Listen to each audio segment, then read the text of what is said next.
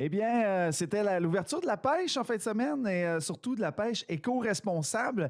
Et c'était le week-end de pêche. Ben, plusieurs en ont profité, mais il y a plusieurs personnes pour qui ça revêt une autre dimension. Alors, c'est avec Ndella Malik que je suis ce matin. Bon matin, Ndella.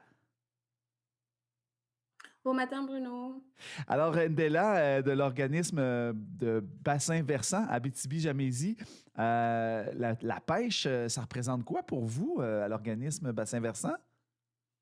Alors, bonjour à toi encore et bonjour à tous les auditeurs. Donc, la pêche pour nous, ça représente un moment de sensibilisation parce que c'est un moment où on rentre directement en contact avec les utilisateurs des lacs et avec les propriétaires des différentes embarcations.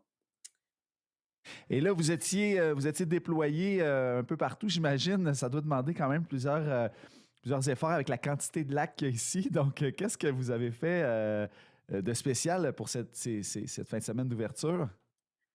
Effectivement, on a beaucoup de lacs, comme tu dis, donc on en a profité pour tout rassembler parce que chaque année, à l'ouverture de la pêche, à Sainte-Terre, il y a un barrage routier qui est organisé. Donc nous, on était présents ce vendredi à l'ouverture de la pêche avec plusieurs de nos autres partenaires, hein. On était avec Domtar, avec Sopfeu, la ville de Sainte-Terre, les représentants de la ville, les ministères de l'Environnement et la Sûreté du Québec. Donc notre rôle, c'était de surtout faire une sensibilisation auprès des pêcheurs et des plaisanciers et en moyenne, lors de cette journée, on a pu distribuer à peu près plus de 200 dépliants. Fait qu'on a parlé à plus de 200 personnes qu'on a arrêtées et qu'on a essayé de sensibiliser en quelques secondes pour pas leur prendre trop de temps. Et là, j'imagine qu'on parle toujours d'un sujet là, qui est récurrent, c'est les espèces exotiques envahissantes. C'est ça la plus grande sensibilisation que vous avez à faire? Effectivement. Alors, ce qu'on a, là où on met plus l'accent, c'est au niveau des espèces exotiques envahissantes, qui sont des plantes ou des organismes qui ne viennent pas naturellement de chez nous et qui peuvent nuire à nos différents écosystèmes. Par exemple, cette fin de semaine, on a eu à parler du Myriophylla epi, qui est une plante envahissante, qui est comme ceci. Je ne sais pas si vous arrivez à bien voir. Alors, c'est une plante qui est comme ça et qui est présente dans plusieurs de nos secteurs. Donc, on essaie d'éviter que ça s'envahisse plus dans nos lacs. Et on a aussi parlé du cladocère épineux qui se trouve ici aussi. Donc, c'est une espèce qui est présente notamment sur certains secteurs comme à Rouen et dans les lacs du Témiscamingue.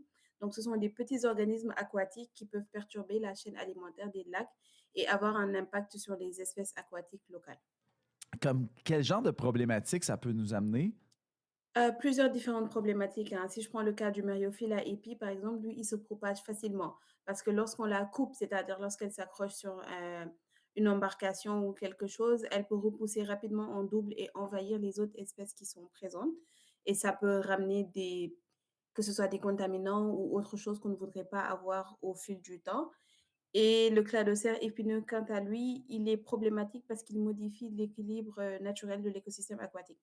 Donc, il peut rentrer en compétition avec les espèces locales et affecter la chaîne alimentaire des poissons. Parce que c'est une espèce qui a des épines.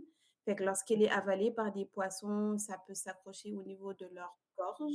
Et sans le savoir, certaines activités humaines, parce que le poisson fait ce qu'on appelle la bioaccumulation. Donc, ça peut se retrouver dans nos assiettes et ça peut être très toxique pour nous.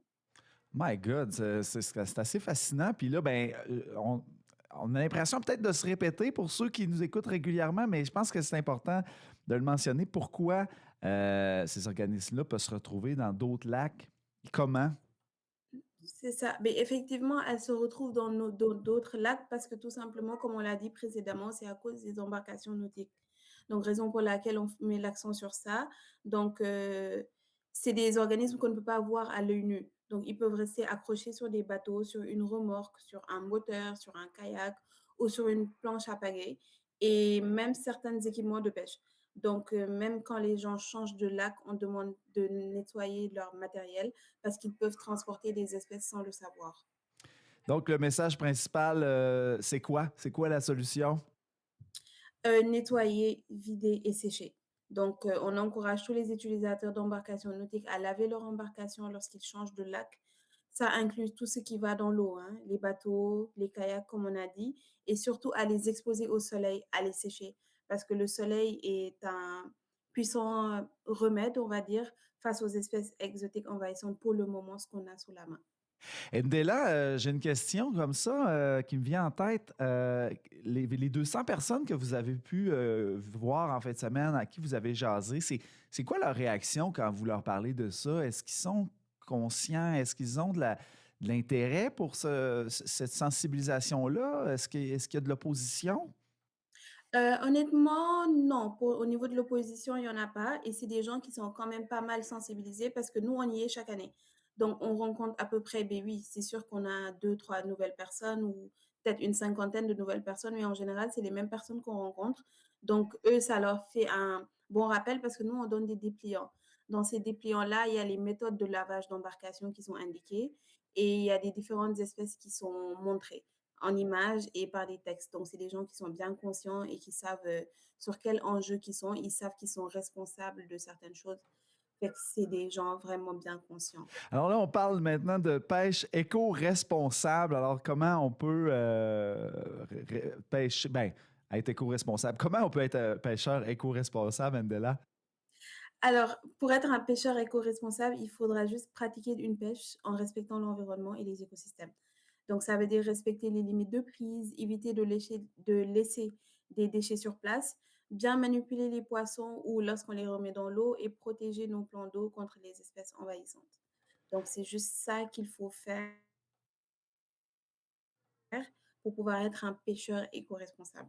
Et pourquoi est-ce qu'il y a une importance supplémentaire ou particulière en Abitibi-Témiscamingue et en Jamésie? Alors, parce que dans nos lacs à nous, on a énormément de lacs, comme on l'a dit précédemment, dans notre région et les gens, ils sont très attachés.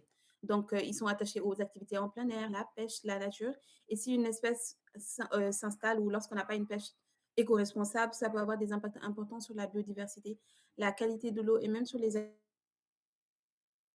activités récréatives. Donc, la prévention reste donc la meilleure solution pour pouvoir préserver nos lacs aujourd'hui et sur du long terme. Bon, maintenant, on veut plus d'informations. La chronique tire à sa fin aujourd'hui.